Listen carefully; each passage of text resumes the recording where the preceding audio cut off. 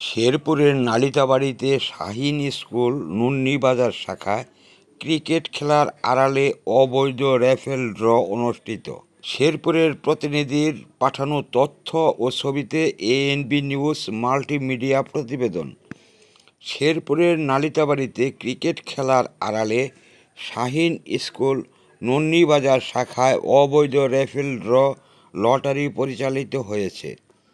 6 September দুপুরে উপজেলার Shaheen school নুন্নিবাজার শাখায় সরকারি অনুমোদনবিহীন অবৈধ র্যাফেল ড্র পরিচালনার নামে উক্ত স্কুলের পরিচালক শাহ আলম ও আনোয়ার হোসেন লটারির আয়োজন করেছিলেন। জানা গেছে, অত্র শিক্ষা প্রতিষ্ঠানের শিক্ষার্থী ও অভিভাবকদের মাঝে প্রতি টিকিট 20 ও 10 টাকা করে প্রায় 1200 টিকিট বিক্রি করে মাত্র 20টি কম দামের পুরস্কার প্রদানের বিপরীতে হাজার হাজার টাকা হাতিয়ে নিয়েছে ওই শাখার কর্তৃপক্ষ।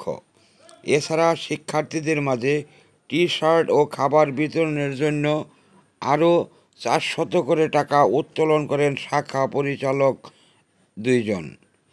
শিক্ষা প্রতিষ্ঠানে লটারির নামে অনৈতিক কর্মকাণ্ডে অনেকের মনে নানা প্রশ্ন দেখা দিয়েছে। যেন দেখার কেউ নেই এমন মন্তব্য শোনা গেছে সচেতন মহলে। এই ব্যাপারে শাহীন স্কুল নুন্নিবাজার শাখার পরিচালক ও লটারির আয়োজক শাহ আলম গণমাধ্যমকে জানান, ক্রিকেট খেলা অনুষ্ঠানে র্যাফেল ড্র লটারির জন্য আমাদের শিক্ষা প্রতিষ্ঠান কর্তৃপক্ষকে অবগত করা হয়েছে।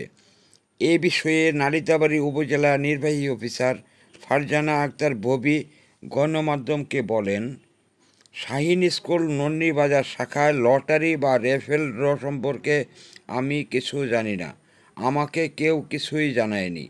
শিক্ষা প্রতিষ্ঠানে এ ধরনের আয়োজন অনৈতিক বলে মন্তব্য করেছেন।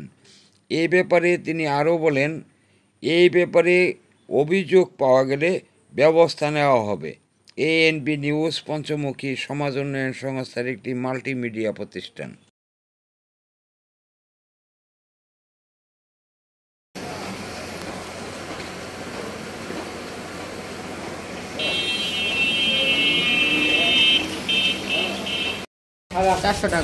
চারশো টাকা।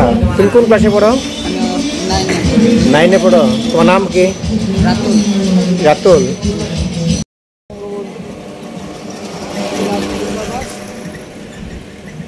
বাংলাদেশ। এই টি-শার্টের জন্য কত টাকা নিচ্ছে তোমার কাছে বাবা? 250 টাকা নিচ্ছে। তোমার স্কুলে কতজন ছাত্রছাত্রী আছে জানো এটা? 30 জন। তোমার কোন ক্লাসে পড়ো তুমি? হ্যাঁ, নবম শ্রেণী। পরে খেলা দেখার জন্য কত টাকা নিচ্ছে? খেলা দেখার জন্য টি-শার্ট আর খাওয়া দাওয়ার জন্য টাকা। টোটাল কত টাকা দিছো তুমি? 400 টাকা দিছো। তোমার নাম কি? স্বাধীন রায়। কোন ক্লাসে পড়ো? নবম শ্রেণী।